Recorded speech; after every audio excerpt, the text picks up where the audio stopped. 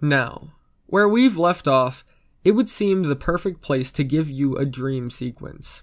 You know, one of those things where I wake up, walk into the kitchen, blood everywhere, find Blondie has finally gone full Yandir and stabby with the others, have an exceptionally long and drawn-out sword fight, and then eventually succumb to my wounds and die.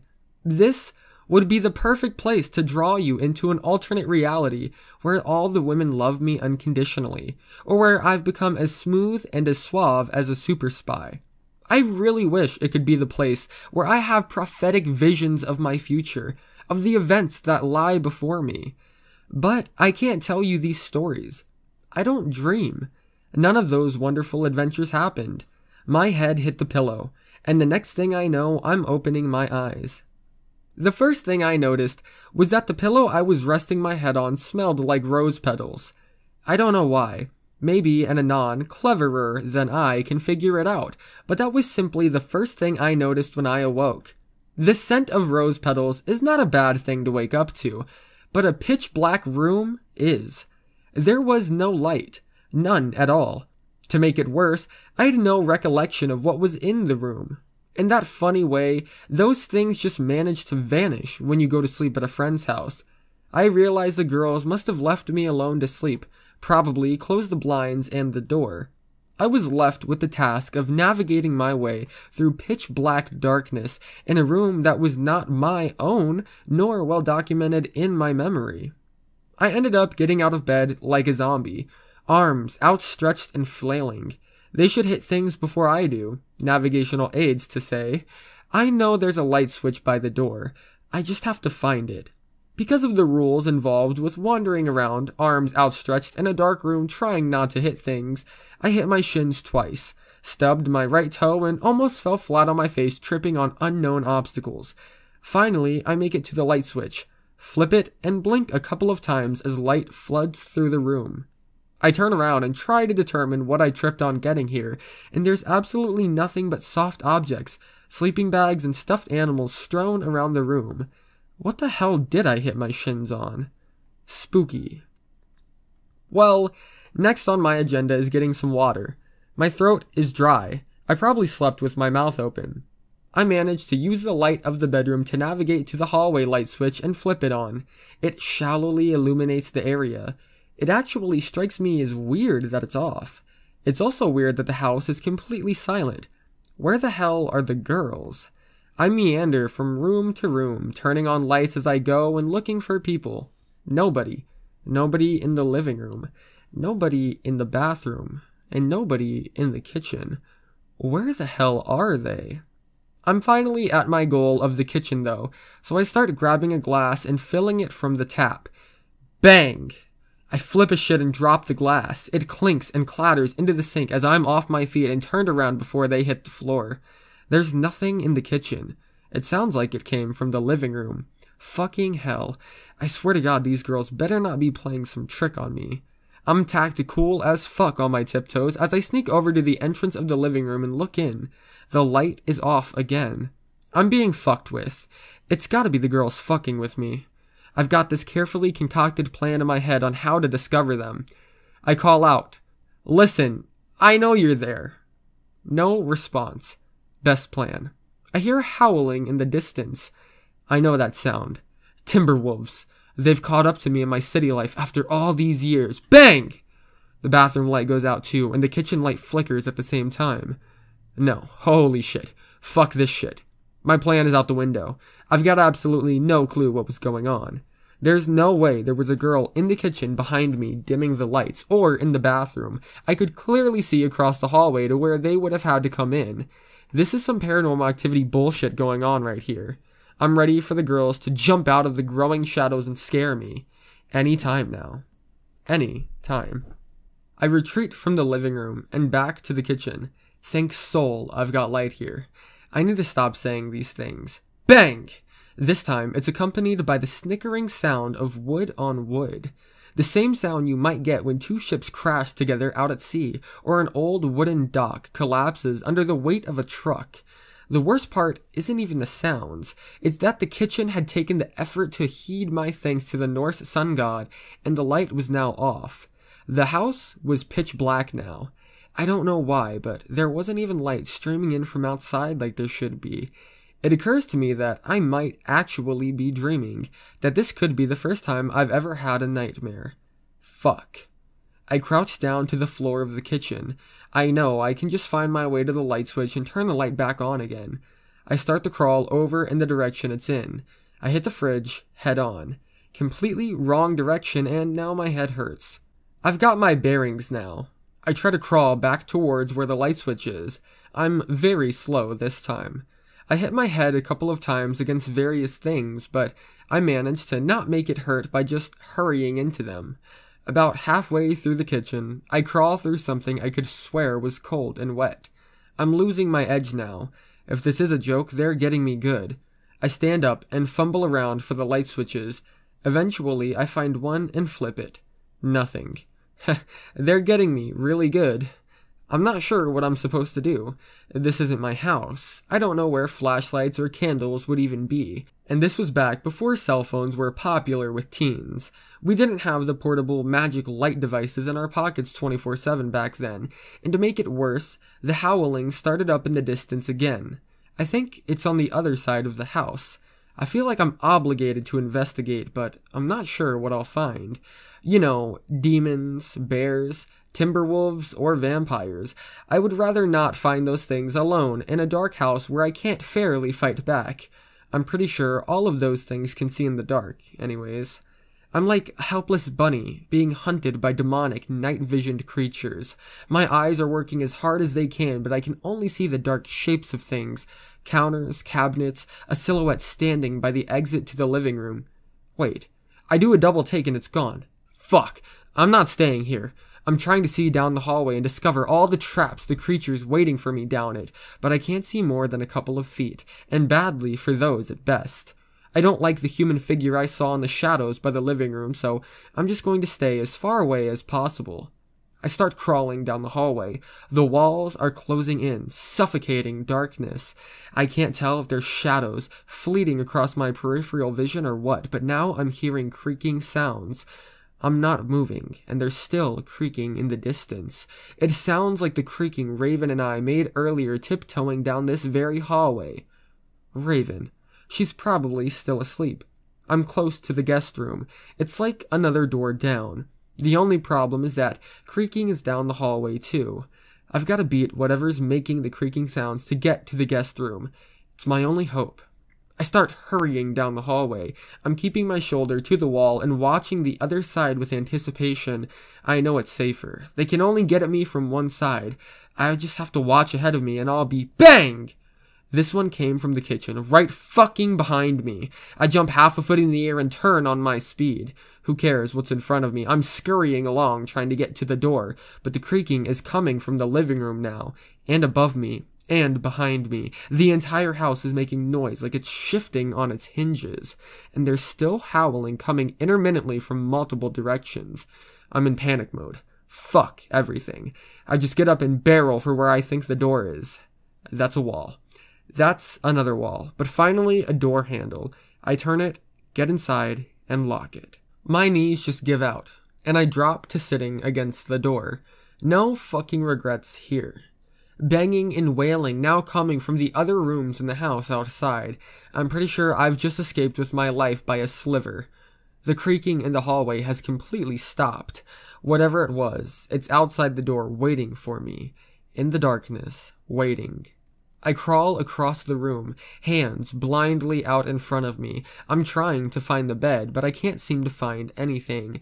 It's like the center of the room is empty. After what feels like miles, I find something round and tall and hard. It's the post of the foot of the bed. I don't even know how I got over here. This isn't making any sense. I just inch my way back up the bed until I'm in the middle. I get on my knees and start feeling around the bed. I know Raven should be right here, but the bed is empty. As far as I can reach is nothing. It's flat, no pillows, no sleeping girl. It's also cold, no warmth. Where the fuck is Raven? Where the fuck is everyone? I swear to God, if she got herself eaten after I saved her life, I will never fucking BANG! The fucking window of the guest room just up and shatters.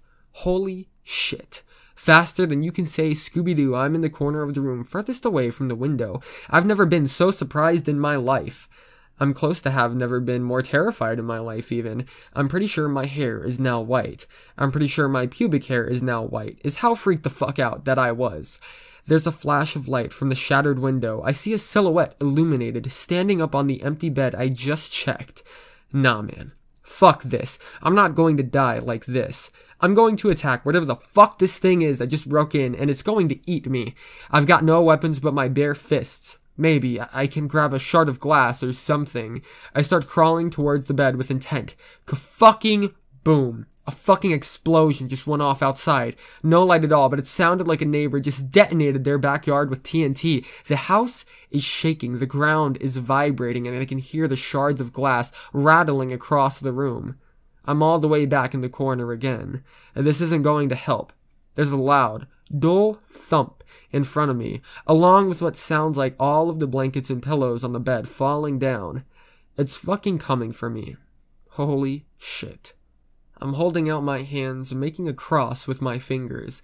I know this won't probably work, but I'm just hoping someone will take pity on me and make it quick. I'm going to make a break for the door, maybe. It's my only chance. I haven't even gotten my hands down to flee in terror, where the figure on the ground now makes a sound. Ow! It's a girl's voice. Not a demon. Not a Timberwolf. It's Raven's voice. Holy shit, Raven, you have no clue how glad I am that you're not a vampire zombie or a were Timberwolf. I think those are the words I said, anyways. Don't think she understood a single word, though. It's alright, because she's not a demon trying to kill me. At least, I hope so. What? Storybro, is that you? She uses the childhood nickname she's had for me for ages in place of Storybro. I'm sorry, Anons. I can't tell you what it is, but it's really cute. I'm ecstatic. I respond with my nickname for her, which was also really cute. You have absolutely no clue how happy I was to not be devoured by a Timberwolf demon at that moment. I'm fumbling around, trying to find her. Another flash and the room is lit up. I can see her for a split second. She's kneeling at the base of the bed, has a blanket wrapped around her shoulders, hair is illuminated and sticking off in every which direction for just a second. It's enough time to start heading in her direction. Boom! Holy shit! Another one? The fucking room is quaking like a 3.0 earthquake. My heart can't take this. The windows of the house are rattling. There's howling and wailing all around us. I don't even need to find Raven, as she finds me. I don't remember moving, but it happened. We curled up in the corner I was hiding in before. She's got a blanket wrapped around herself and kinda my shoulder.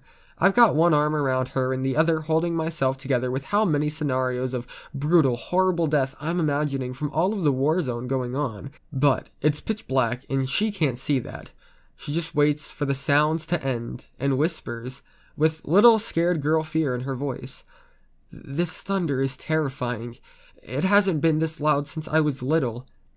Oh, right. It's thunder. I realize I can hear rain outside. It probably started somewhere between me being in agonizing fear and nearly shitting myself over this fucking house. It's the wind howling in the eaves, too, and the creaking is just the house shifting along with it. But the lights. This doesn't explain even half of the spooky shit. I'm pretty sure there's still fucking demons in the hallway. I'm glad you're not scared. I would be way more scared if you were. She squeezes me tighter. I hope she can't hear how close I am to a heart attack. This has been a thing she's done since she was 7 or 8. I think I was sleeping over at her house for whatever reason, and it started raining and storming outside. It wasn't that loud, but she did the puppy dog eyes and told me she was scared, so I held her hand until she went to sleep. After that, whenever there was a thunderstorm, it would be an excuse for me to come over and comfort her. It was a good excuse. I don't even think that she was afraid of thunder. She just enjoyed the company. I liked doing it. It made me feel older and stronger than I really was. It made me feel like a real man of the house. Like I could protect someone. In reality, I think I was just doing it as much for myself as I was for her. Maybe she was doing it for me too. I don't know. Still, we had grown older. I wasn't really a thing that we had done anymore. The ironic thing was that I was about 1,000 times more scared this time than she was. Some man of the house I was, huh? With the window wide open and the wind blowing in, things were actually falling off tables and cabinets, and it was really cold. Peppermint soap levels of cold. The arms I've wrapped around Raven are freezing, but I'm concentrating on not showing any weakness.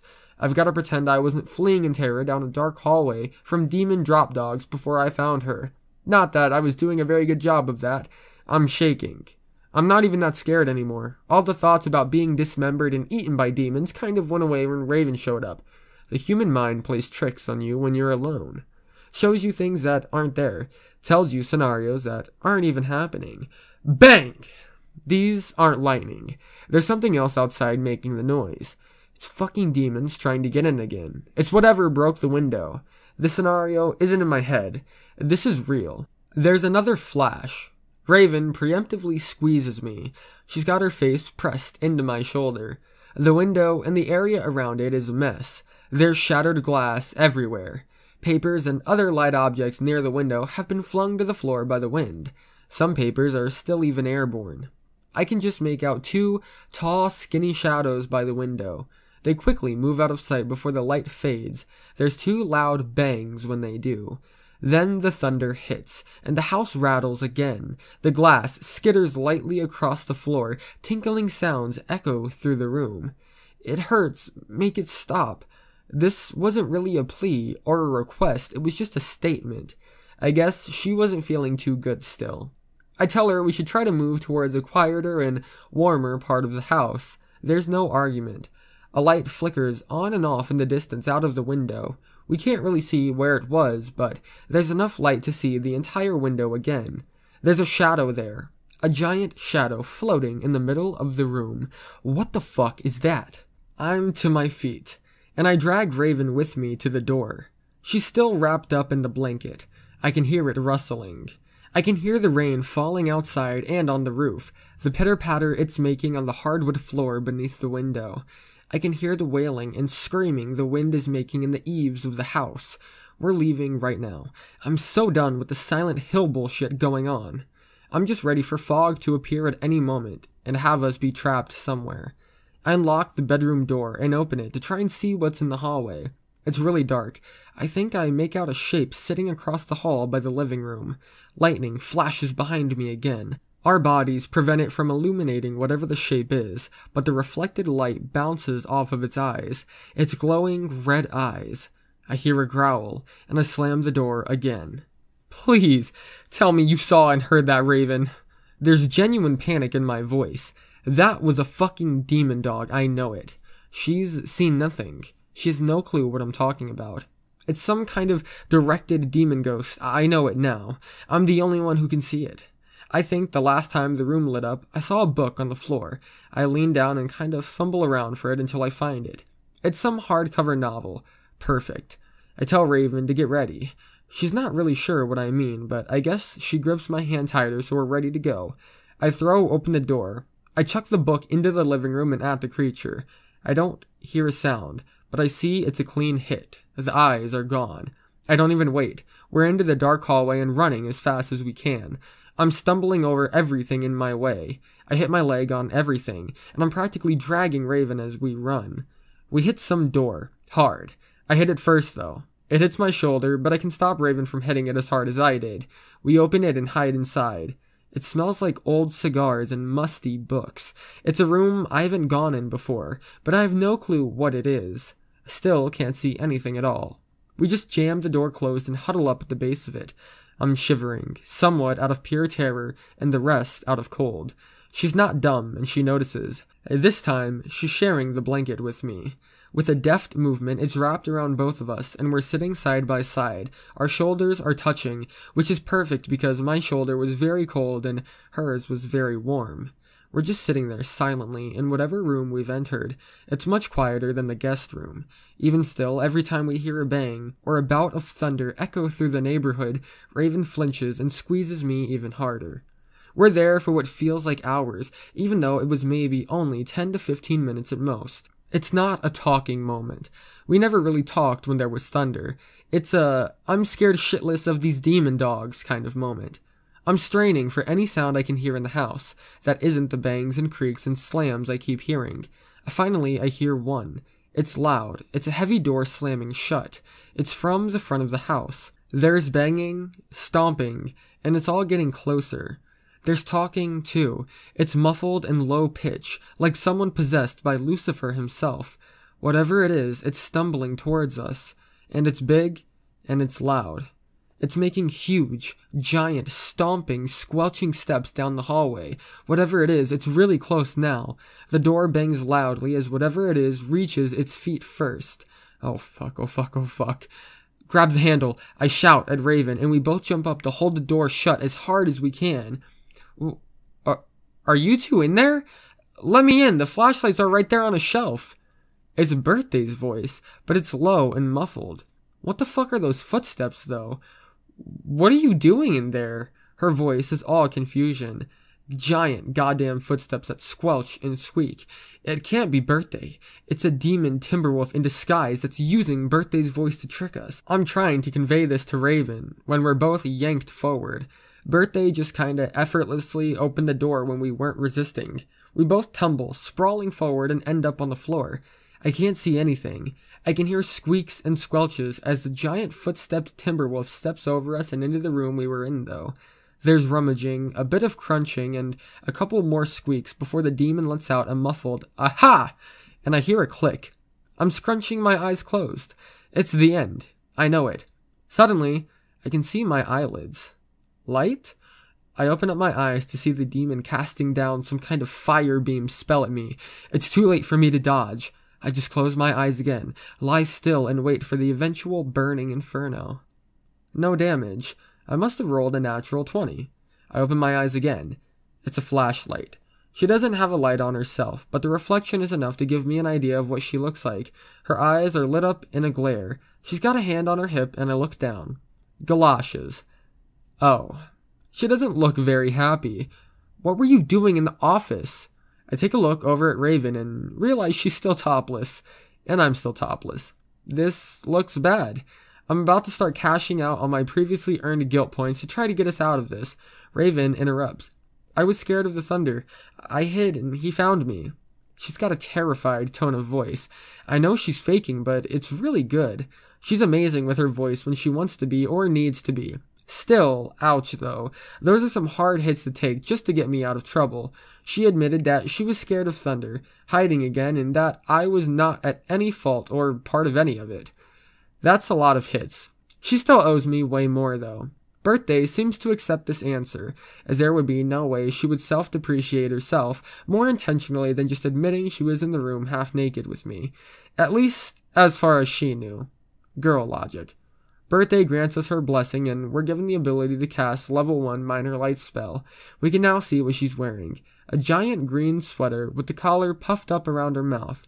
Well, that explains the muffled voice. It was probably really cold outside with whatever she was doing. We hear other talking in the kitchen. I guess they had all gone out walking for some stupid reason.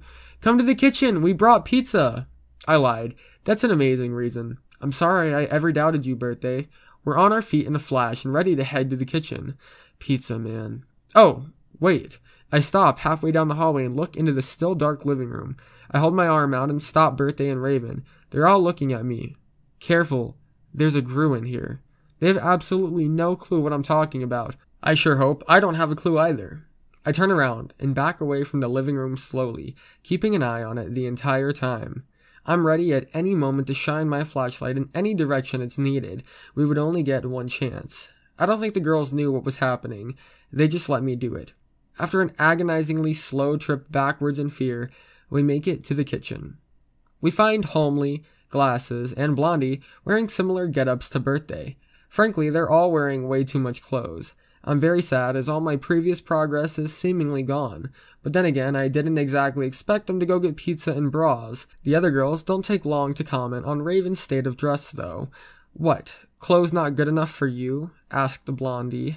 Homely chimes in with a, you weren't doing something disgusting while we were gone, were you? I tell them promptly to shut the fuck up, since I had just woken up to the window in the guest bedroom shattering all over her. Yeah, I make it far more dramatic than it actually was. That's my job. I left out the part of me hiding in the corner, almost screaming like a little girl, though. To my regret, thoughts of eating pizza are dropped and flashlights are handed out. I guess I'm too good at my job. We group up and head to the haunted guest bedroom. With a mass of flashlights, the room is rather bright. We can inspect the damage, I guess. The window is shattered pretty bad, and glass is all over the floor, under the bed and the cupboards too. The curtains are out and billowing up in the air. They're pretty long, so they're in the middle of the room. The wooden shutters outside are making bangs, back and forth, as they hit the house and then the window frame. Looks like the top hinge of one of them snapped off, so it hit the window at an angle. There's still occasional thunder and lightning, but it's further off in the distance now. The biggest problem is the rain flooding into the room and pooling on the floor in front of the window. Birthday vanishes out into the hallway and we hear the door slam before she appears over at the side of the house. A little bit of string and elbow work later, she's got the shutters tied closed. They aren't totally waterproof, but it's better than nothing. We throw down some temporary towels and return to the pizza. Birthday joining us back in the kitchen. She's soaking wet. So are the other girls, but pizza is deemed more important. I inspect the treasure trove of delicious they've returned with. Pepperoni, pineapple, ham, and mushrooms, green peppers, onions, sausage, all extra large, god-tier pizza selection. Plus, they've brought more drinks and snacks. We're all over it like hungry teenagers. Seriously, hippos can't even begin to compete. And in less than 15 minutes, 2.5 of those pizzas are gone. We didn't even sit down. We must have looked a comical sight in that kitchen. It's completely dark, just a couple of flashlights on the kitchen island illuminating various corners of the room. 2 of us, shirtless, the rest wearing entire soaking wet overcoats and rain boots, all chowing down on pizza like little monsters. It was delicious. Frankly, it was just what we all needed after that day. Especially me. After, well, you know who was sacrificed. Sufficiently pizzaed, we get to the next order of business. I don't actually know what the next order of business is. Blondie fixes that problem I was having. She's got to put a shirt on or something. Her tone was polite, light, and nearly sing-song as always, but she was definitely antagonizing Raven. Oh, leave her alone, she's almost as flat as Storybro. That was rude, condescending, and arrogant, as always. When Homely says this, Raven shrinks back slightly. Maybe everyone else didn't notice, but I did. What am I saying? They're girls. Of course they noticed. The funny part is that I really didn't have any urge to protect her from it. She might have just curled up in my arms, but I wasn't feeling any softer for what she'd done earlier. Our grouping up was convenient for my state of fear. That was all. I let Homely and Blondie poke their fun at Raven, and I just dove myself into some soda. When I came back up for air, Raven had her arms crossed defensively and wasn't looking up. Sucks for her, I guess.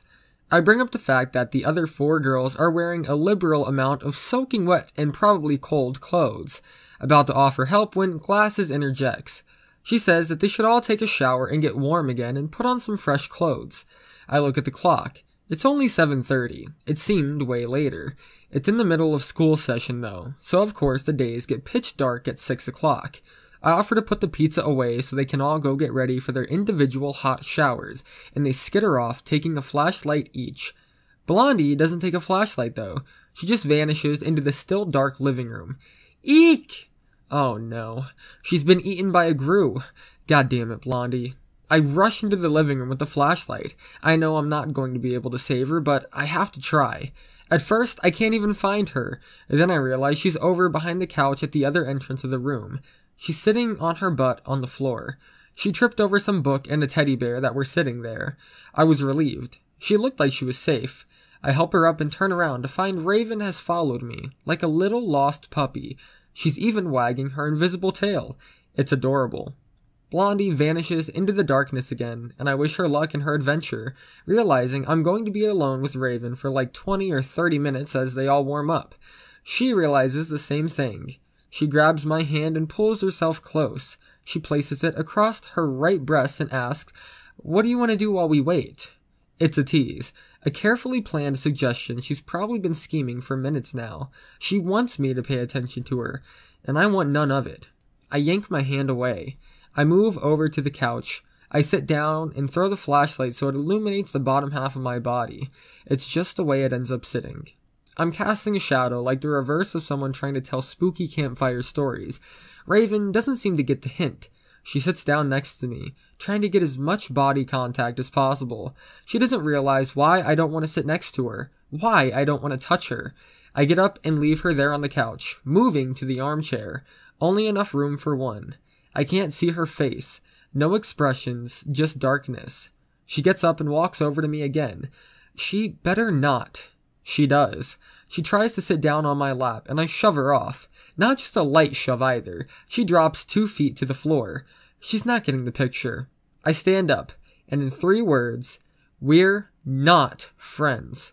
I walk over and pick up the only flashlight in the room of the couch.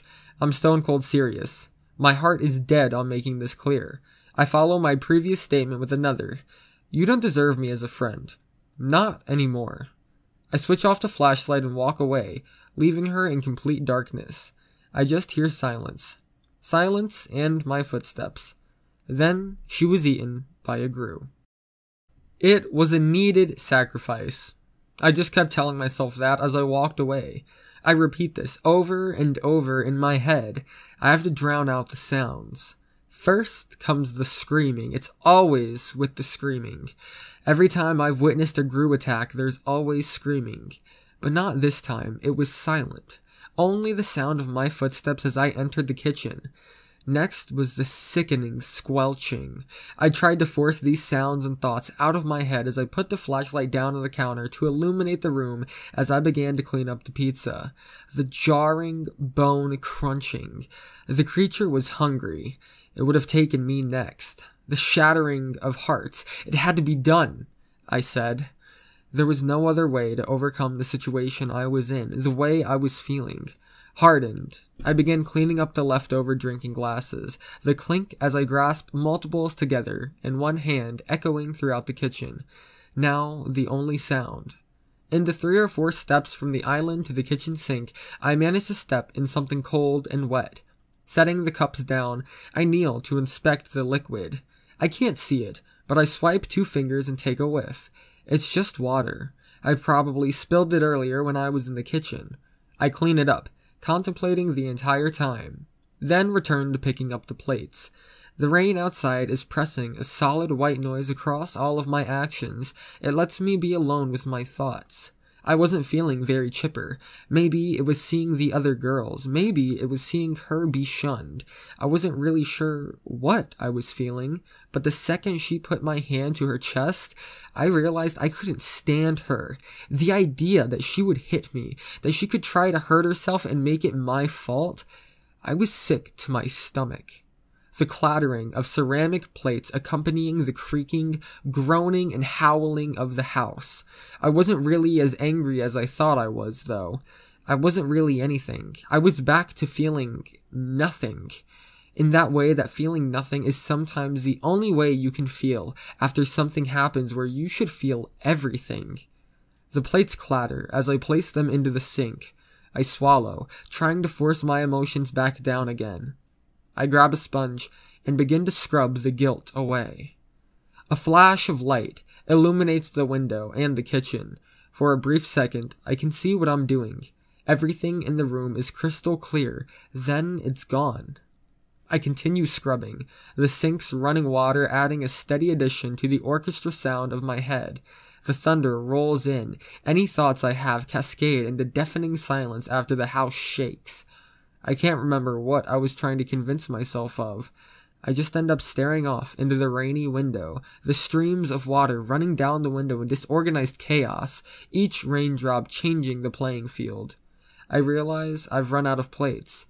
I take my time putting them away. I know I'll run out of excuses to confront myself soon. I find myself wandering the kitchen aimlessly after I've cleaned up. I don't want to think. So I try to keep my feet busy and concentrate on the sounds outside. My eyes wander to the liquor cabinet. I could just take a cup or 2. I would be back to giggling like it was the first night. Everything would be happy again, right? Before everything was fucked up, before nothing made sense in my head. I walk over and I open it. Tantalizing bottles line the shelves, the depth of each bottle barely reflecting the meager light that shadows the entire room. My inner voices are quiet. There's no inner struggle against it. I just reach out with my hand. Don't! I snap around like a child with his hand caught in a cookie jar. It's Homely. She's got a serious worried look on her face, and I'm probably fucked. No, seriously. It's Homely. She's going to tell everyone. Well, if I'm fucked, I might as well. I turn around and grab a random bottle off the shelf. I'm unscrewing the cap when her hand is on mine. She was fast, across the kitchen in only a moment to stop me. I try to get her off, but she's not having it. I turn to face her. All I can see is her eyes. She's not screaming, "Look what he's doing!" She's not making antagonistic remarks. She just asks a question. Her face is sincere. Why? I don't think, really. It just kind of comes out automatically. We're not friends anymore.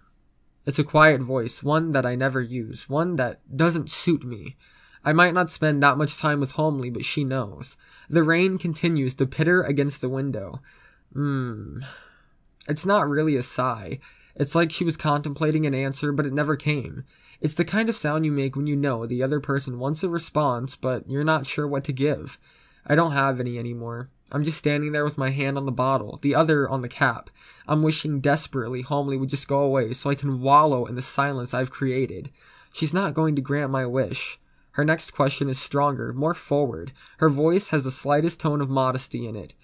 How can I help you fix it? I knew what it was going to be before she even finished. I don't even consider my options, or what she could do. I just answer, it can't be fixed. I didn't want to be consoled, or helped. I wanted to be alone. I'm not in a mood for fixing things. I'm in a mood for hurting people. Hurting myself. As if subjecting myself to more pain was the only way to make myself feel any better about this situation. I placed the bottle back on the counter and backed away from Homely. She was left standing there, half illuminated by the light of the flashlight. I couldn't see her legs, but I could see everything higher. Her hair was shining and wet, draped around her shoulders. She is obviously finished the shower first. I realized she had changed. She was wearing a different shirt, a tighter shirt. Probably one of Birthday's, a size too small. I wasn't interested.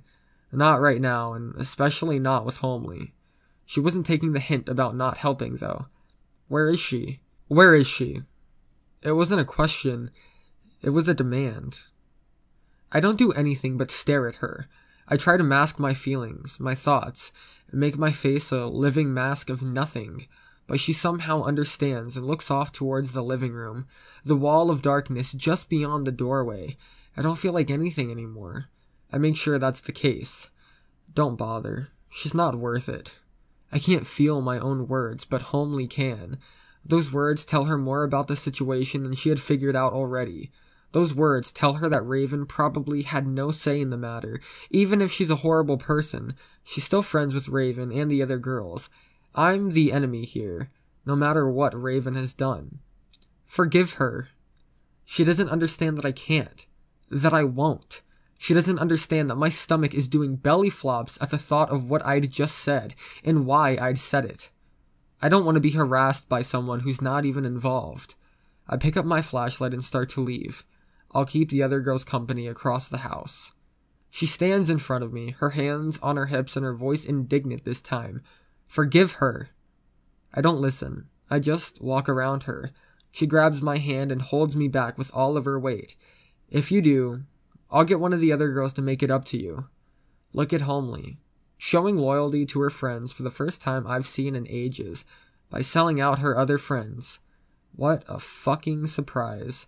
I yank my hand away and stomp down the hallway, the floorboards screaming underneath of my heels. I arrive at the master bedroom. The door is wide open. Glasses and Birthday are on the bed, in various states of undress. There's only a single flashlight on, and half aimed at them from across the bedside table, though. Birthday is completely naked, towel wrapped snugly around her body and sitting on the edge furthest away from me.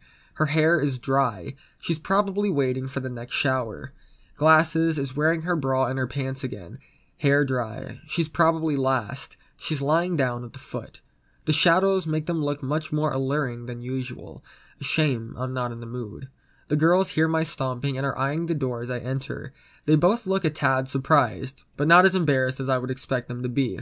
The shower is running. It's likely Blondie is in there right now. I don't waste time. I nonchalantly walk in as if it's nothing and lie down on the bed, reverse of Glasses. I couldn't stand the company. I hope you two don't mind. It was dripping with anger. I guess I was angry now. Glasses has a smirk on her face. Homely? She says it with a telltale tell me about it tone in her voice. Someone get the window wipers. Raven. It's one word out of my mouth, but it's enough to ruin the smirk. Both of the girls don't seem to look worried, though. I guess they were expecting it. I think Birthday even smiles, and I don't like that at all. I snap at her. What the fuck are you smiling at?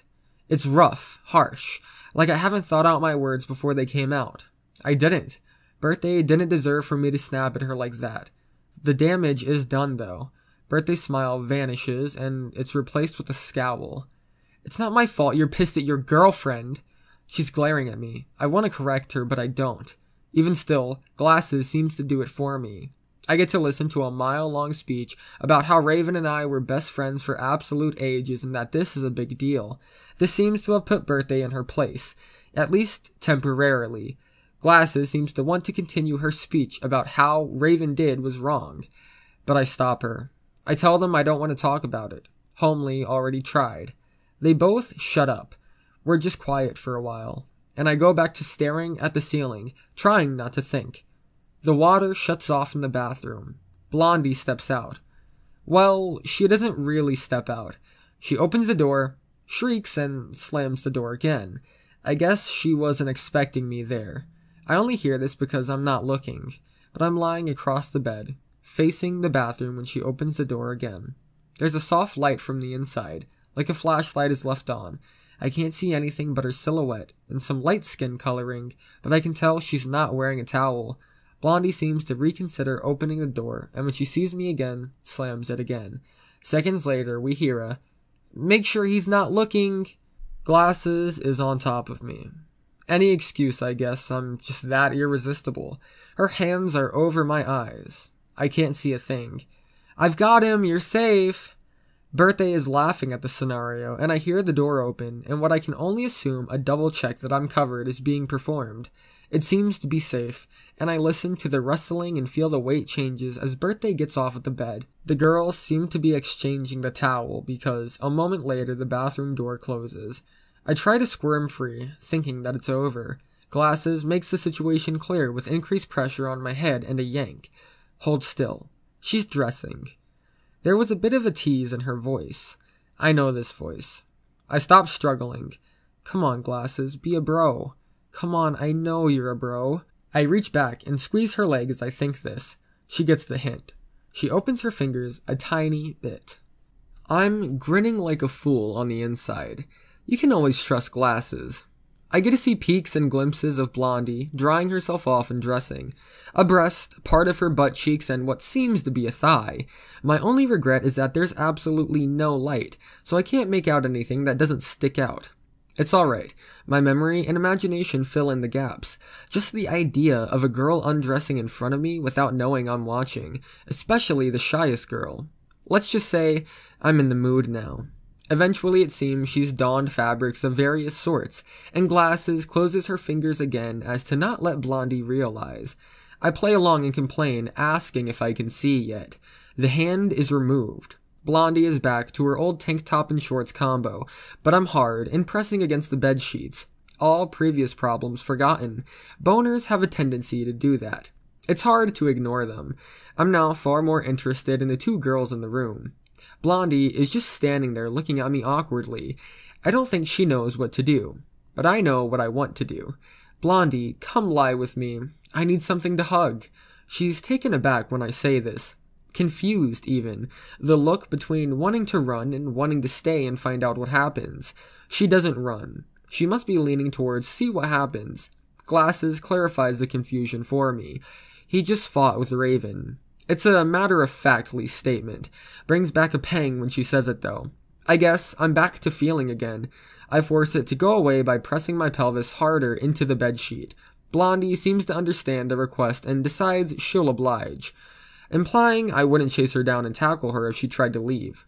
Glasses is still sitting on top of me, though. She rolls off and sits on the edge of the bed. After a minute or two of repositioning, Blondie has her arms wrapped around me, and I've got mine around her. We're still lying down though. I'm facing the headboard and she's facing the base. She's warm. She smells like peach shampoo she's just used in her hair, and her chest is soft. She's just wearing her shirt. No bra. This is everything I wanted out of a hug and more. I snuggle up as close to her as I can. It's really helping my mood, holding a cute girl in my arms. The rain outside hammering away. It sets the mood perfectly. She's breathing softly over my shoulder. Things don't even seem that bad anymore, but I want to see her eyes. I pull her back a little bit. I'm touching my nose to hers now. The lights still playing across both of us. I watch the shadows twist and turn as we shift ever so slightly. My eyes are drawn downward. Her shirt is open at the top. She notices. I get a gentle hand on my chin, pointing me upwards and a "Hey, don't look," and a sing-song whisper. I tell her she's beautiful, and she smiles. I tell her she's exactly what I need right now, and she's beaming. I hear a snort from across the bed. Glasses. I ignore her. She's the one who let me peek. She knew the risks. I come up with a proposition in my head. I word it together carefully. I can't make any mistakes. When Glasses finishes, I need a shower too. Blondie is hanging on to my every word. I might need some help turning it on and making it warm. I try to make it clear what I'm implying. I think she understands. Her eyes are sparkling. The only thing brighter than her eyes is her smile. I even joke that we can leave the flashlights off. This is punctuated with a wink. She's squeezing me harder. Glasses gives another snort from across the room. I think she's angry at us or jealous. I'm mistaken. Alright, you two songbirds. I'll take a quick shower and leave you some hot water. Her words aren't jealous at all. She's being amazing right now. Goddamn, Glasses, you are the best. I hear rustling in the corner. I guess Glasses is taking off her bra. The water in the bathroom shuts off at the same time. Don't look at her, only me. Blondie speaking in whispers now. I can't help but oblige. We're touching noses again. I'm staring deeply into her eyes. They're beautiful. Sky blue if I haven't said already. The kind of blue you can look up and get dizzy from seeing on a cloudless day. I'm trying to look through them, focus on the flashlight reflected in them, when her eyes go wide. And next thing I know, we're not hugging. She shoves me away, and I'm back to staring at the ceiling alone. Welcome back, old friend.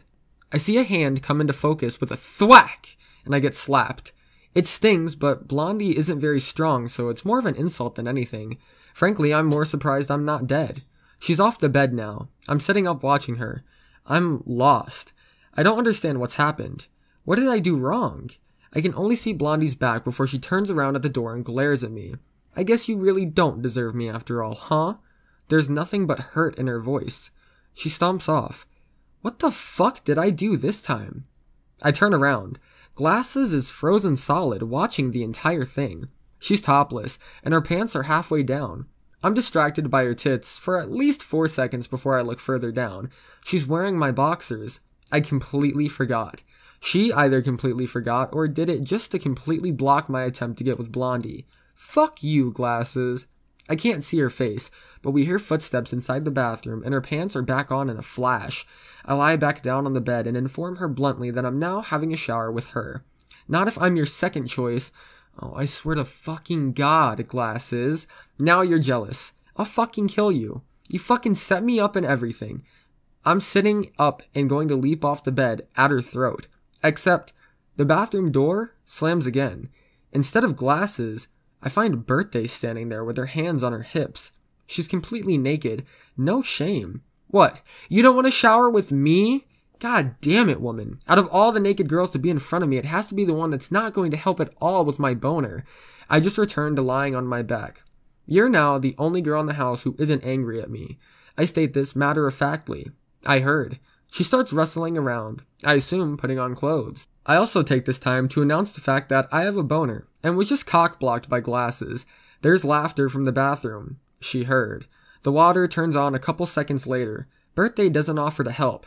I don't know if I was expecting her to, or even if I wanted her to, but she doesn't. Instead, she offers advice. Guess only thing you can do is forgive Raven so you have someone to talk to, huh? No, that's definitely not the only thing I can do. God damn it. She's trying to do the same thing Homely was doing. I inform Birthday that I'm leaving the room so that I don't say anything mean to her and just piss her off. I'm really about to say something mean though, so I'm just leaving before I blurt it out. I barely make it to the hallway before I'm mumbling angry things under my breath about how much I would like to throw her down and give her some advice. I start stomping back down the hallway. Lightning flashes. It's right by the living room. I see the entire area lit up. There's a girl sitting, holding her knees and staring at the floor. It doesn't last long before the room is dark. It was only a flash. I could be seeing things after all. I shove the thoughts out of my head as the thunder rolls through. I head down and across the kitchen to Birthday's room.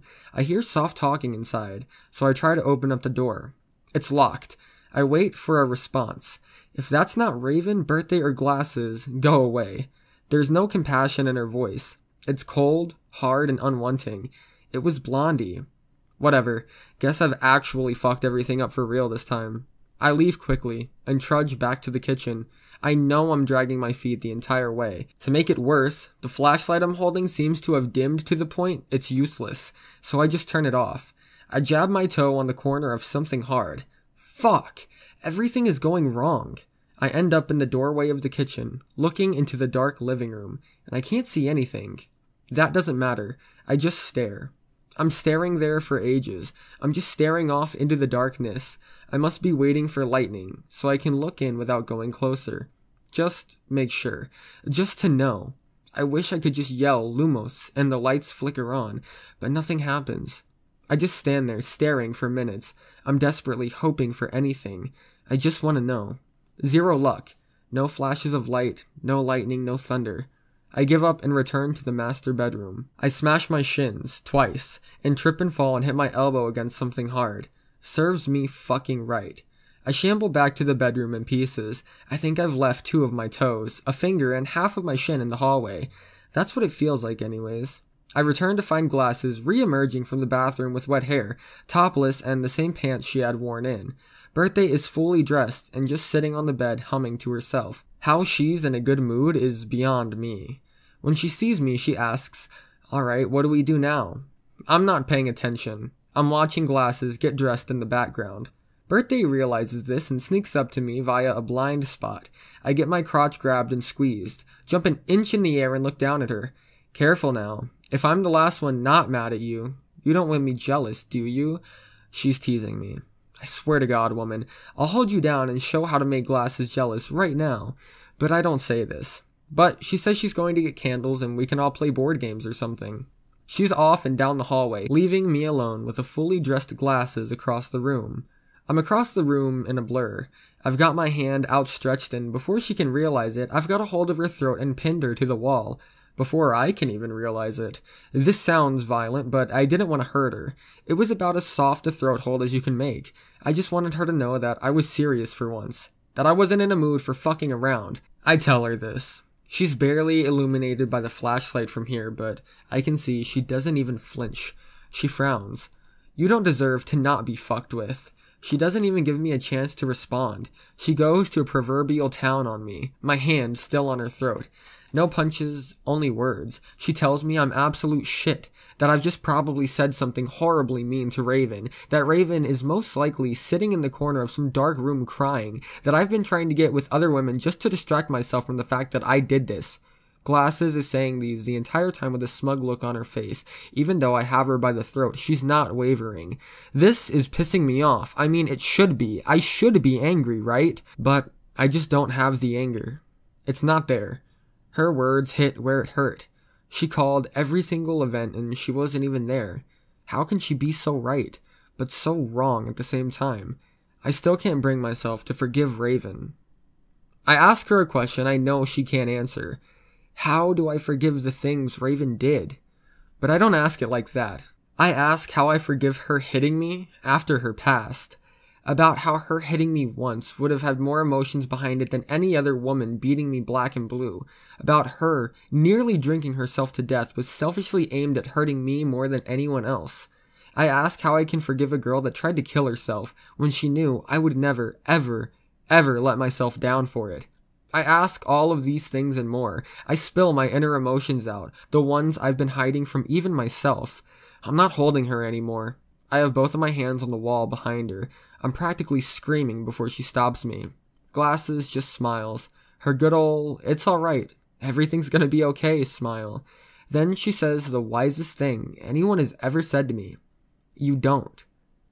They'll always be there. She'll make the good outweigh the bad. She has to." I wasn't listening. I heard, but I wasn't listening. I've dropped my hands. I'm staring blindly at the floor. It's like I can't ever win with Glasses. No matter what I do, no matter how sure I am that she can't beat me, she wins. I'm still not going to forgive Raven, but I don't have good reasons anymore. It's just like the fight was sucked out of me, like I had a fire raging within, and those two words extinguished it. It was just a sad little smoldering pile of guilt. Glasses just ducks around me and starts to leave. I grab her hand lightly, and she pauses. I speak. It sounds like all the energy has been drained out of me. She's in the living room. I duck down and pick up one of the dry sweaters on the floor. I hand it to Glasses, and no words are needed. She leaves, and I don't follow her. I return to the master bed. I return to staring at the ceiling. The flashlight is shining across the room. Where it hits the ceiling, it makes a large and oblong circle. The farthest part just fades away into darkness. I'm just staring. It's a while before I hear footsteps. Hey, it's Homely.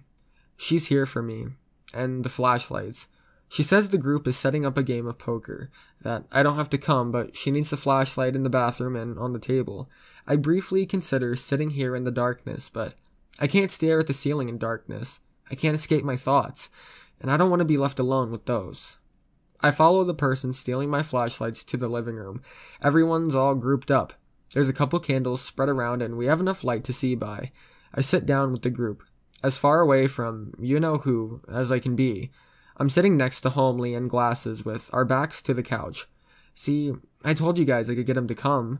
She punctuates this by turning off the flashlights and tossing them across the room onto the armchair. Fucking manipulative bitch. Nobody responds to her. I don't think anyone really wanted me here anyways. The mood in the room is actually shit. Raven's staring down at the floor and wearing the sweater Glasses gave her. She's just being quiet. She knows I hate her. Glasses is trying to avoid eye contact with Blondie, who is staring daggers across at both her and myself. Glasses isn't looking at me either. Frankly, I think there's at least 2 other wars going on I'm not privy to. Even still, Birthday just ignores it and deals us all hands. I look down at my cards. Probably the worst poker hand I've been dealt in my life. I can feel the glares of everyone on me while I'm looking down at them. I just ignore them. I try to block it all out and concentrate on nothingness, on the sound of the rain. It's soothing, empty, white sound I can relax to. I've forgotten there were angry people in the room. Well, until I get tapped on the shoulder. Birthday has been calling my name this entire time, trying to get me to take my turn. I throw down some cards, get newer, shittier ones, and blank off into the sound of the rain. I'm counting the lines on the Jack of Diamonds before I get tapped on the shoulder again. It's my turn already. They've been calling my name again. Listen, you two. If neither of you are going to even pay attention, then why are you playing this? It's Birthday. She's talking about Raven too, it seems. I mumble something about being tired and just put my cards down and fold. So does Blondie and Raven. Glasses and Homely lose their respective hands. I'm not even paying attention. I'm in a different place, thinking about different things. Birthday announces she wins and can dare someone now. I didn't even know we were playing with Dare's rules. I dare Raven and Storybro to become friends again. Well, that's actually the most childish dare I've ever heard in my life. It doesn't work like that. I just give her a sad look and tell her that road is closed. This doesn't go over very well. The entire group of girls is making the saddest faces I can see, and I don't even look at Raven. Birthday just gives a defeated sigh and calls the other girls for a huddle.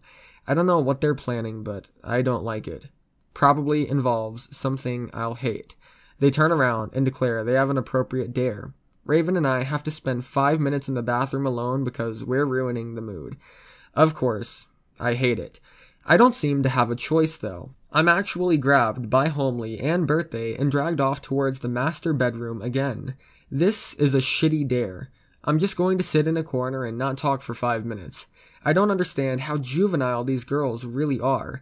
This is like getting angry because your parents divorced and crying until they get back together. It's a childish delusion that won't work. I don't know why they think it will. They're oddly silent the entire time. They aren't even stepping loudly, as if they're afraid of scaring me. It's putting a worse damper on my mood than I had already. It's like they're marching me to be executed or something. Knowing them, it probably was. We're at the master bedroom. Homely has flashlights and she's shining them into the bathroom. She's standing solemnly, like she knows something we don't. I don't understand why we came all the way over to the side of the house. I don't understand why we are doing this dare. I give up and just walk in. I don't even look at Raven, but I can hear people dragging her and getting kicked. Good girl. Make him regret being so fucking childish, I guess. After some more scuffling, it seems the door is closed, because the bathroom goes pitch black. Hey, wait a second, we need some flashlights. I scream this. I think I include the word bitches. They aren't going to give us one. Time starts as soon as you go to turn on the shower, Storybro, so we know you're alive in there. What the fuck is up with these rules and things? I'm getting more and more fed up with these girls' shit. I can't see anything at all. I have to navigate across like 7 things between the shower and me. I manage to hit the counter, the bathtub, and the shower before stubbing my toe on the shower stall. I'm cursing up a storm.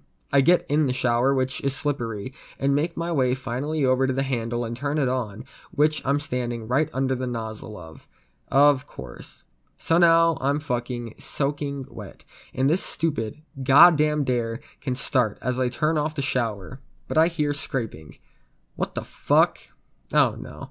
Oh fuck no, they better not be. I'm trying to get out of the shower. I hit my knee on something, bang my foot on something else outside the stall. I slide at least 3 feet past the toilet on something wet.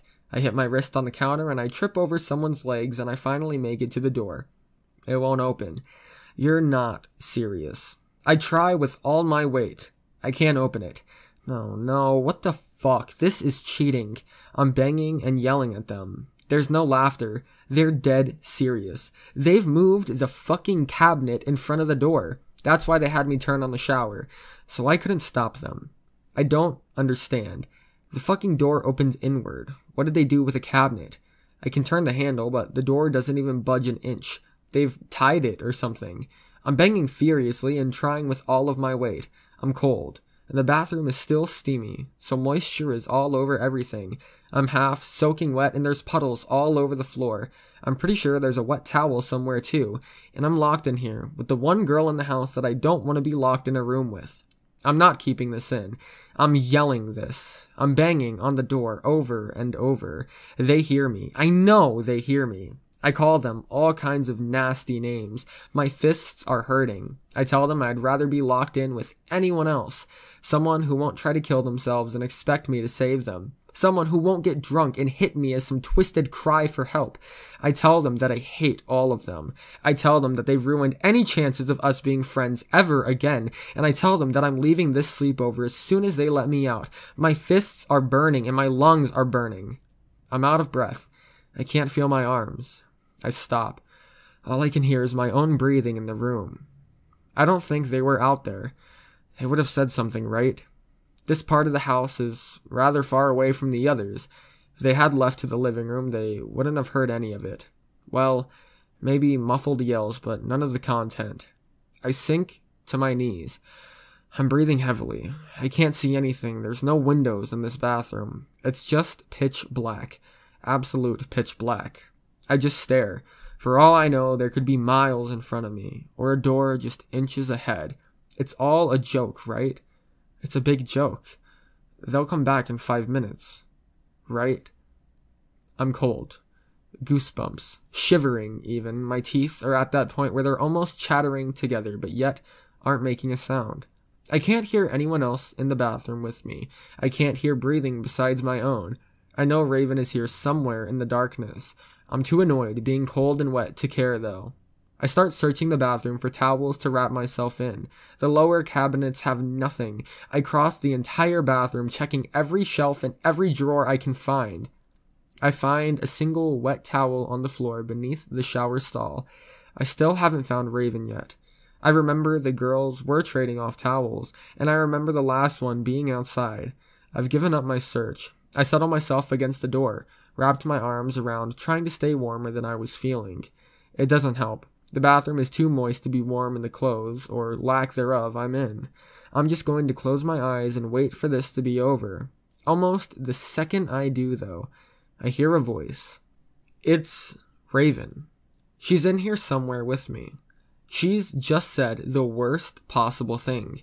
She's just said the worst possible thing she could ever say. She remembers it all. I might have been able to forgive her if she hadn't, or if she pretended it all didn't happen. But she remembers it all. And even better, she wishes I never found her. Let's just make sure I'm hearing this correctly. Maybe she doesn't even realize why I'm so angry at her. If I hadn't found you, you would have died. No emotion, or a mixture of no emotion and sadness. I don't know what I managed to make it sound like. It's silent for a short while. She must have been just realizing what happened, why I'm mad at her, why she fucked up. It must all be making sense right now, and it didn't before. Instead, what I get is a cold, calculated answer. I know. You know? I'm angry. Not just angry, I'm feeling outraged, infuriated, resentful, and betrayed. All of them at the same time. She must realize what that would mean. She's brilliant. I kept telling you, she's fucking brilliant. She knows exactly why I was so hurt. Why every time I thought of her now, my stomach twists and I wanted to hurl. If I hadn't found you, I would have blamed myself. It's not much of a sentence. I break into a cracking pitch change at the end, but I've got to continue it. It would have eaten me. I would have killed myself. I break into a sob before I even say it, but it's still there. The reason I can't talk to her, the reason I can't stand her, is because I knew that if she had really died, if we had really found her under that bed later, covered in vomit with lifeless eyes, it would have been my fault. All and entirely my fault. Even if she did it all on her own, it didn't matter. I would have blamed myself, ripped my consciousness to shreds. Maybe not that day, or even that week, but I would have taken my own life. That would be it. That's not an exaggeration. If she had died, there would be no story to tell. Have you ever contemplated suicide, Anons? Not just thought about it. I mean, taking yourself to the very point at which you make the decision on whether to live or die. Held the knife, the bottle of pills, the ring of rope. It's a confusing concept to many. The idea of being so sad that you'd want to end your own life to make it better is something people can't fathom. It's so alien that there's 1,001 people who would tell you all kinds of ways to make it better. There's reaction images and jokes about it. Suicide is considered an easy way out, but that's not true. It's not easy at all. It's probably the hardest thing you'll ever contemplate doing in your life. The careful measurement of what you'll gain and what you may lose in the future. They don't really understand. They've never been to the edge and held their own life in the palm of their hands. Just know, it's not a choice. It's a feeling. You can't pick it. It's just there. You can't stop a feeling, Anons, no matter how hard you try. I wish I could tell you why. I really do. But the events would let you pinpoint my location down to a mile, and I just can't risk that. But just know I had been that close before, seconds away even. And there's one reason I'm still around to tell you this story, and she's here in the bathroom with me. So now, you understand why I can't look at her, why my stomach turns every time. Now you'll understand what her next words made me feel, even if she didn't say them as much as release them in a strangled cry. I know. It was confirmed. The bitch was trying to kill me. It's like Blondie all over again. I knew she couldn't be trusted. I'll fucking find her and kill her first. That's what I'm going to do. I'm gonna reenact the last scene of Evangelion. I stand up, check the counter. She's not sitting on it. I guess I'll search the entire floor. I'm crawling around on my hands and knees, and going through the bathroom trying to guess where she's hiding. Not under the toilet and not beside the cabinet. I check the entire shower, she's not there. I even call out a Marco a couple times, but she doesn't respond. I'm seriously going to choke this bitch out though, and not the sexy kind, or that half sexy, half really kinky kind. All I want to do is choke her and then slit my wrists and bleed out or something. Serve the fucking bitches right when they open the door. My only emotion left is fuck this gay earth. I don't think I can explain how emotionally broken I was. I was just sitting there, silently remembering how freezing cold this room is. And I hear something. It's teeth, chattering. She's shivering, giving away her safe location. I follow it. I bump into something large and ceramic in the corner. Oh, right. The bathtub. I climb over the edge and start trying to grab onto it. The damn thing is bigger than I think, and I end up just tumbling headfirst into it. This is like a mansion-sized bathtub. It's actually huge, like the shower.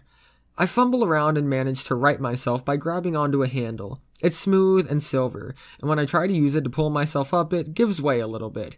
It's the tap. There's water flowing somewhere in the bathtub, but I don't know where. I can't feel it yet. Cold or hot. I don't care because I can't find the handle again, but I found a leg. It's definitely hers. I grab her knee forcibly and claw my way up the bathtub. I claw up her skirt, the base of her sweatshirt. I'm half crawling, half using her as some kind of ladder. As I get higher, she's giving off sounds like I'm hurting her. I sure hope I am. The water has found our legs. It's freezing cold, but I don't care. I have one thought on my mind, and it's that I'm actually going to kill her. I'm going to end this nightmare of a reality that I've woken up into, and I'm going to go back to the happy times before this fucking sleepover. As soon as I kill her, that's it. That's the end of this entire ordeal. These words are echoing around in my head, and they make so much sense. My thoughts have never made so much sense in my life. I'm above her entire body now. I can hear her breathing. It's not soft. It's heavy. Fearful breathing. I know she can hear mine. It's frantic. I can smell her hair. Peppermint. Our last happy memories together, I guess. I don't know if she knows what I'm going to do yet, but my hands scramble across her chest and to her neck. I wrap them both around it. It's slender, smooth, and hot. I can feel her jugular pulsing against my hand. I can feel every breath she's taking through my fingers. She knows now, but I tell her again anyways. I'm going to kill you. She lets out a couple sentences before I get sick of her talking. No, please. It's frantic. I press against her throat harder. Stop, I'll do anything. Begging. Pleading. That's when I get sick of her words and squeeze. Have you ever killed someone, Anon? Tried? I don't expect any of you have. Maybe a select few. It's not what you would think it's like. It's not scary, it's not terrifying, it's not sickening to watch yourself do it. It's exciting. You have enough adrenaline, endorphins, and other chemicals flowing through your body that you've never felt before. You see, humans were originally a species that chased down creatures in the wild and killed them with their bare hands. It's an instinct, a reward mechanic that exists solely from our ancestors. It feeds your chemicals. It feeds you an emotion you've never felt before. It's an untapped source of enjoyment, of pleasure that exists in all people. Imagine a sensation like love, or fear, or sadness, or the pleasure of having sex with someone else. Killing is similar. It fits right in with all the rest. And it's wrong, in every sense of the world, to almost every culture on the planet, to take a human life with your bare hands, to try even. But here's the kicker. You like it. You enjoy it. It feels good, like a river raging through your veins, like your body temperature has risen a full 3 degrees in seconds. It feels powerful. I hope you never feel it someday. I really hope. That's what I feel. Powerful.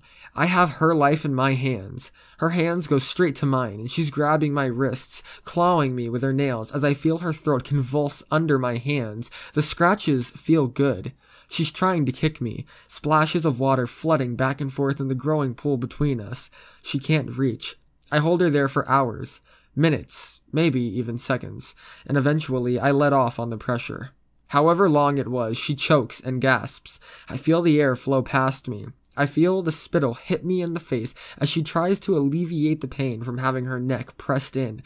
Her hands are still trying to force mine away. She's not strong enough, just not enough leverage in the wrong angle to stop me. I feel the most curious sensation when I'm straddling her. My legs are cold, the water rising and slowly sending chills throughout my flesh. My sweatpants are soaked though. But my dick? Well, there's no non-sick way to say this. I was rock hard. All her squirming, all her trying to break free, the kicking, the adrenaline, my hands holding her life up, and at any time I could extinguish it. Whatever the mixture of feeling was, it was arousing to me on some primal level. The sickening implications of that in my mind just twisted me even more out of shape than I already was. I just froze there, holding her down against the cool ceramic of the bathtub by her throat. Not enough pressure to choke, but too much to escape. That's when I realized the ceramic was colder than it should have been. My knuckles were in the freezing water, and it was slowly rising. I had no intentions of moving. It was lapping at the sides of her neck. I could feel it caressing me. If I held her here, eventually the water would do the job for me. I'd just have to be patient and wait. I couldn't be more than a couple minutes at most. I leaned in close, took a long inhalation of her scent again. It was soft and fragrant like an old childhood memory. Still peppermint, but the old smell. The smell she always had on her in just the faintest way. The smell I always remembered every time I hugged her. It was there, too. She's not speaking anymore, nor is the scrabbling with her fingers. I think she's drawn blood around my wrists. I can feel a liquid seeping down, and I can almost hear the drip, drip, drip of something hitting her sweater. But the water is too loud, and it's much higher now, lapping at her ears, I would guess. She wouldn't be able to hear me soon, so I asked her a question. Give me one reason to let you live. I doubt you've asked anyone that question, but you would expect begging, pleading, prayers, bargaining. I expected a whole slew of answers, but not the one I got. Silence. She said nothing, not a single word, not a single sound. I couldn't take it. Why wasn't she talking? The water was up to her ears now, and I know she heard me. She's not struggling. She's not limp. Her hands are still firmly grasping my wrists. I'm holding her against the bottom of the tub. She can't move her head, and she knows the water is rising. Why won't you say anything? I'm screaming. I'm straining all my muscles, and I can't see her face. How badly I want to see her face, see the fear in her eyes, but she won't even plead. She won't even beg. She won't even let me know how much she wants to live. It's just silence. They're the last words you ever say. The last words you'll ever tell me. Say something. I'm frantic. The water is up to her chin and seeping in the edges of her mouth. She's not silent anymore. She's giving spits and gasps, coughs as the water enters her throat. Each time she coughs, I feel her throat spasm. That's it. The water's there. It's flooding into and filling her mouth. Then she coughs out 3 garbled words. I love you. It's loud enough for me to hear. She's not grabbing at my wrists or drawing blood anymore. She's not kicking and screaming. She just tenses up. Her hands are around my arms, and for each word she gives a squeeze. On the last, she holds it. You stupid girl. You idiotic, stupid fucking girl. You had to say those words. For anything else, I might have stopped. I might have ended it and left, but no. You stupid girl. I can't let you live now. I take my hands and squeeze, as hard as I've ever squeezed before. I know I'm going to crack something. Her larynx, her jugular, I'm going to kill her before the water even can. I'm stressing my muscles to the limit as I feel her face fully submerge. Then, that's it. My muscles tense up and give out. I lose grip. I'm no longer even holding myself up. My arms cramp up and stop working. It's like a muscle spasm. I just lose control of the situation and find myself on my side, halfway submerged in the water. I'm glad, because I would have killed her. I don't bother moving. One eye and ear is below, one above. I hear coughing. The sound of water falling off of wet clothes into a pool, sputtering, retching, shivering. I'm dimly aware she's vomiting. I hear a hand grasping around in the water.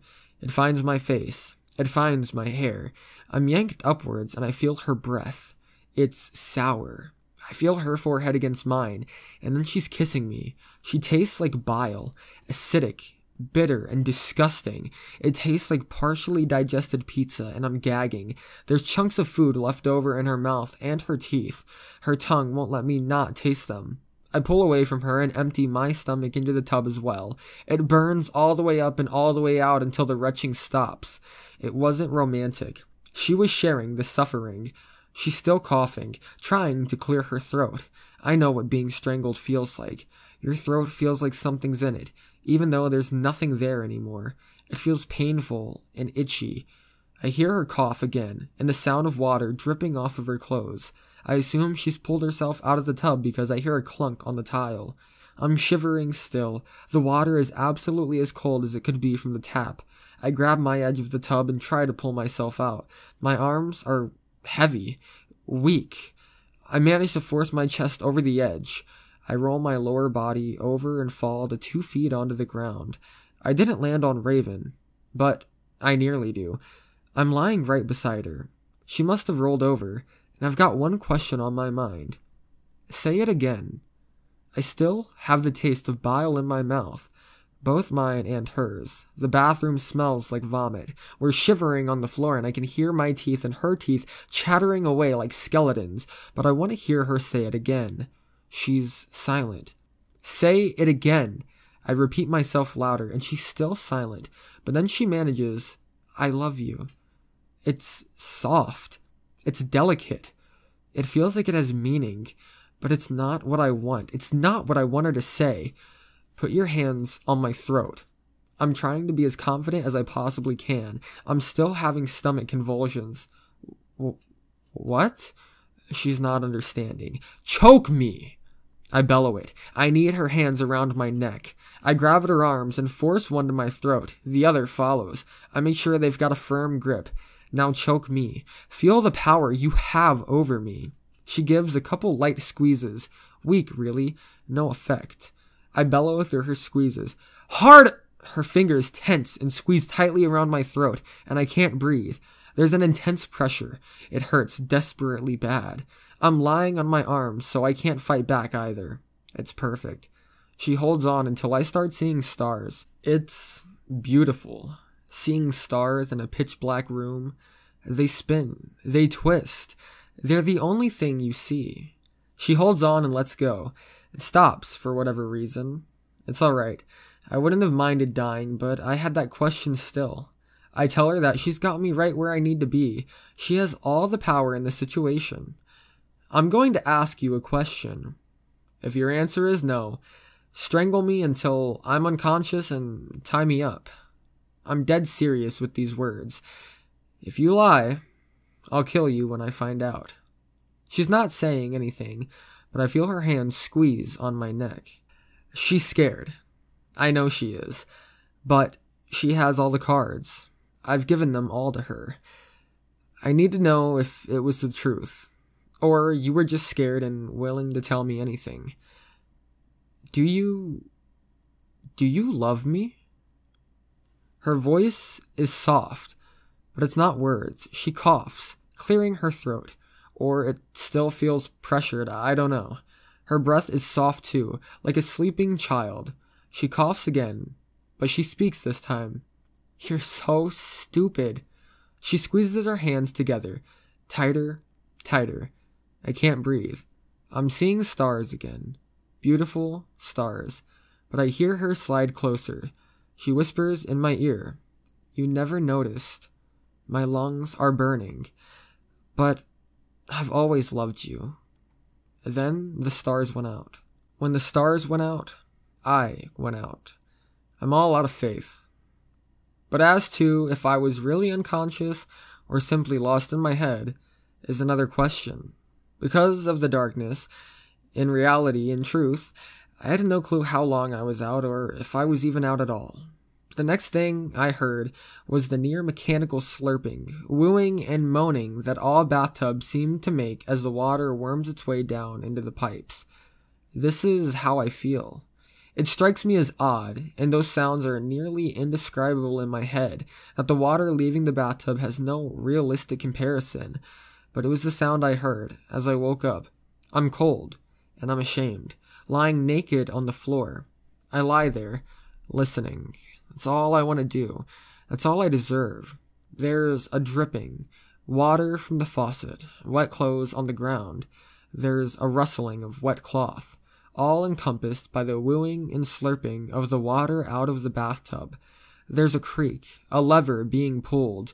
The water starts pouring in again.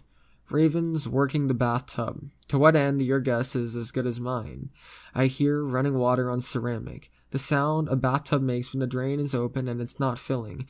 Splashing, as if she's kicking and dangling her legs in the water below the dock she's sitting on. The sound of sloshing water at a river. The sound of a drain being closed. A loud and inorganic clink, as if she's flipped the switch. The smells in the bathroom slowly change along with the pitch and melody of the water. The bile goes away. The air becomes heavier and warmer. Steam.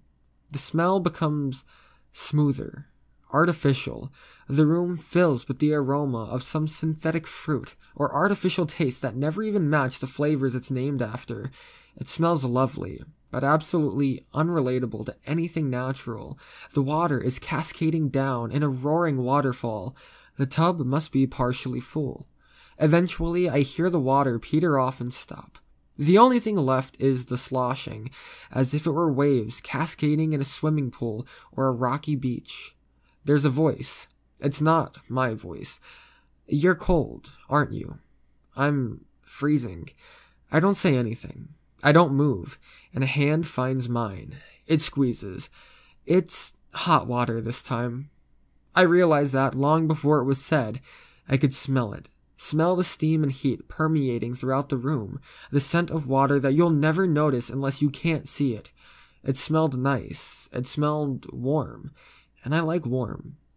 I managed to get one of my arms under me and lift myself up slightly. It doesn't work very well because there's wet clothes in my way.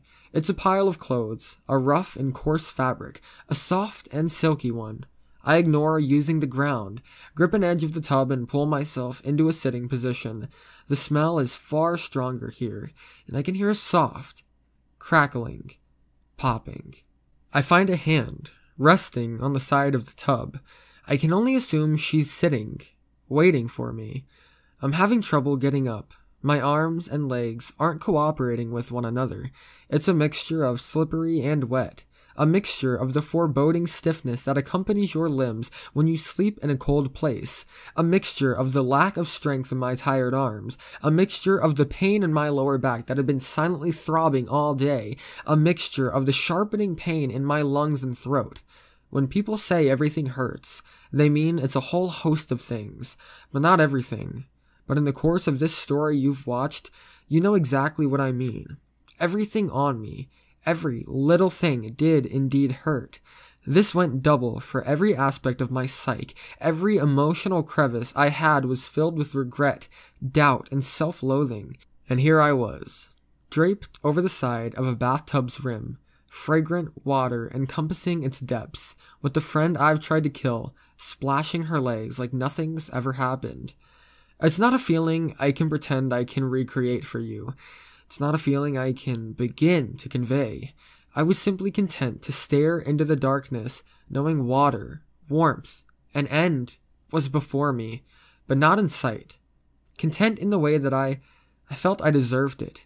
Deserved the purgatory of staying here forever, like this, regretting my life up until this point, regretting everything I'd ever done these last few days.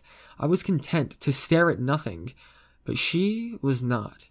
She placed one hand on my back and drew lines down my spine, reaching the waistband of these forsaken women's sweatpants, and with an iron grip, she lifted me just enough to lose my grip, slide headfirst into the water. It was surprise, a shock. I didn't see it coming. The water was hot on my face. It burned. It felt like I was boiling alive. I'm quite sure I screamed under the water. I let out air and squirmed.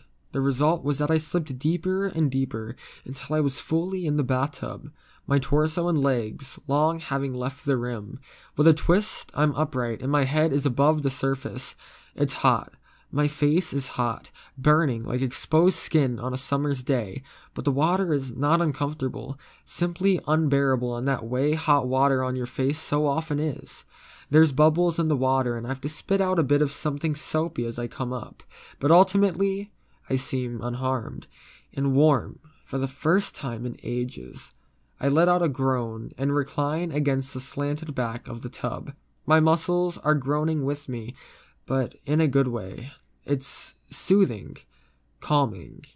I hear a plop, and the water levels rise a couple of inches. It's probably a kraken. I'm expecting tentacles at any moment, and we all know what happens after that. Eventually, even though I was trying to stay as still as possible, a tentacle finds my ankle. It worms its way up my leg and to my stomach. It's not a tentacle, even though it's slippery, long, and smooth. It's a hand and an arm, the soap and hot water making it slide effortlessly over my skin.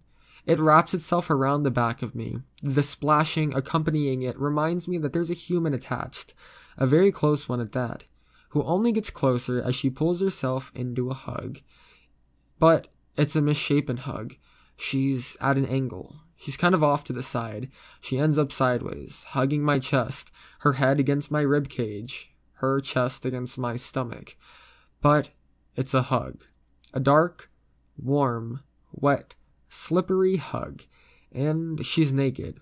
At least the parts of her touching me are, even though I'm sloshing around with my pants still on. It's still a hug, and it means more than some empty sexual context, but what it meant, I didn't know at the time. Until she spoke. I'm glad you didn't. I knew what she meant. I knew she wanted some kind of answer. Some kind of approval, like, oh, I wouldn't have, or I was going to stop. Something clarifying, something warm, something soft, fuzzy, something to promise her it wasn't me in that cold water, that since she couldn't see me, it was someone else with those hands. I wasn't going to give her that. She deserved the truth. I wasn't going to stop. It was cold, calculated, empty of emotion, but true. As I said it, I felt like one of my own heartstrings snapped in two, the pang of guilt accompanying it. She didn't stop the hug. I didn't understand. She should be angry at me, not talking to me. Instead, she squeezes and clambers further up my chest, resting her smooth body against mine and her head on my shoulder, the warm water rocking softly with her movement. It's a whisper in my ear. Until I told you, I loved you. It's not much of a thought process before I respond. Near instant, really. I squeezed harder. Another heartstring snapped, the pain double of the first, and it hurt. I saw fireworks go off behind my eyes, but you stopped. Her whisper is quiet, trusting, caring, like I'd done her a favor, like I'd saved her life. She doesn't understand. She doesn't get it. I tell her the secret, the grand truth as to why I wasn't a murderer. My arms gave out. That was it. That was why she was alive. I wanted to kill her, but I couldn't. It was because I was a weakling, a pathetic human. These words are said as well, along with many others. Her response is a long time coming. It's just silence, with the lightly lapping water at the walls of the basin, the crinkling and crackling of the foam. Then, we're even? No. Fuck no. If there was a point system in place previously, it's so far gone I can't even begin to imagine where we're at. Like, we've actually taken the points, converted them into those stupid prizes you get at the arcades, and then lost them in a gutter somewhere after playing with them once. Then the gutter is actually engulfed in a volcano along with the rest of the city. Frankly, in my own personal scoring system, I had fucked up so badly that I had gone back through the good portions of town, ruined those, and gone back to Shitsville 3 times over. But I can't convey that well enough in my mind, and her voice was hopeful. Whatever thought process I had that was killing me on the inside, she probably had the same about what happened earlier. Whatever we were feeling on the inside, my best guess is that we were equal, on some scale of measuring emotions that hasn't been invented yet. So I just give the next best answer of, yeah. It's back to silent hugging now. I've got my arms around her. They're slippery. I don't really have any hold on her skin, but I can pull her tighter and that's all that matters. She does the same. It's just silence and rocking waves now. As we float in the comforting darkness, I assume this is what being in your mother's womb must be like. Floating in a sea of liquid, complete darkness, warmth, and safety. The only difference is I'm not alone. It's like that for a long while, long enough that the water cooled down to lukewarm, long enough that I'm sure our fingers were starting to wrinkle, but I feel her grip loosen and the water droplets collapse into an entrancing symphony as she sits up and they roll off. She's across the tub, water splashing again, so I know she's moving or doing something. The water turns on. The drain opens. I realize she's performing the age-old girl secret of making the bath water warm again, and she gives a yank at the leg of the sweatpants I'm wearing, and they slide halfway down. Hot again. My mistake. Now, taking off wet clothing is really not that easy in a bathtub. It's actually really hard, depending on the clothing. Well, these sweatpants were tangled all around my legs, and they were a girl, so the ankles didn't exactly fit me loosely. There was kicking, screaming, hair pulling, some blood drawing, and more kicking and screaming involved. It took quite a bit of effort, but eventually I was naked. She was naked, and the water was hot again. This is fully realized at the moment my clothing was hoisted out of the tub and plopped with a sickening splat onto the floor below. The bathroom was probably flooded with all the water we kept putting on the floor, but we didn't care. We returned to hugging, but it was something different now. The foam had dissipated and was no longer cackling and crackling away as the bubbles popped. There was even more contact. She had a single leg between mine, and the result was my leg between hers, even without movement. Even without the slightest rub, slide, or nudge, we were both breathing heavily into one another's shoulders. It's not as sexual a situation as you would imagine. I mean, it was. I was erect. She was sighing softly and rubbing against my upper thigh. The water was splashing and reverberating in waves every time we moved. The only thing we had to locate one another was breathing. It was an exceptionally intimate, some would say romantic moment. But more than that, it was comforting, safe, warm, happy. I was content to lie like that forever. There was no urgency, no sense of need to change the pace, but as usually was the case, Raven took initiative. With a soft movement, she straddled me. I could feel her legs on either side of mine, one of her hands on my chest. Her hips lifted out of the water, the symphony of droplets once again. My hands on her hips, following them into the cool air, her other hand below, holding my stiffness as she lowered herself against it. No guesswork here. She knew exactly where it needed to go as I felt the tip nestle past her outer lips. A pause in that moment, her straddling above me, complete darkness, nothing but the splashing water around us. Then she took it all. One plunge. It was different to glasses. It didn't take 10 minutes to just enter her. The water, the soap, everything made it slide in far easier. She was tighter, much tighter. The pressure was like squeezing your manhood a little too firmly when fapping, tight enough to make you think about how tight it is. The tightness itself was incredible.